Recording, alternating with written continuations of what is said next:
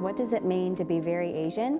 I would say that being very Asian means being unapologetically you for how you exist in the world and really being allowed to bring your full humanity to spaces. She can keep her Korean to herself. What did I think when I got the racist voicemail? I thought the best thing to do would be to speak authentically on how those words impacted me. And not only those words at that moment, but just the feeling of this compounded racism that we kind of build scar tissue around all these years. Not just me as a Korean adoptee, but I have a lot of friends who are very intentional about the culture that they incorporate in their lives.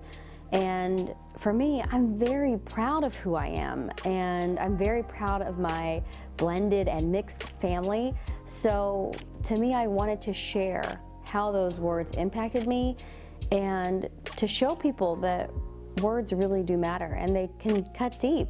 So why do I think very Asian resonated with people? There was a tweet that really summed it up best, and it was from a woman named Dr. Sherry Wang, and I'll just share it with you. She said, "Something like the very Asian hashtag was powerful because we turned a racist insult into our collective Asian pride. What we've come to understand along with all of this is that you can have grief in one hand and gratitude in the next." And I think that's really true when you're trying to process racism, but also trying to be proud of who you are. I felt like people were using that hashtag to talk about their identities. I'm excited for this because I'm going to use it today for my teen adoptee group, and we'll actually look at this and use it as a discussion starter. No matter how very Asian we are, or, you know, I'm not into purity tests, but, you know, I had a lot of people who say, well, I'm only a quarter Japanese, or I'm only a half Korean, and, you know, and I just don't think we're half of anything. And ultimately,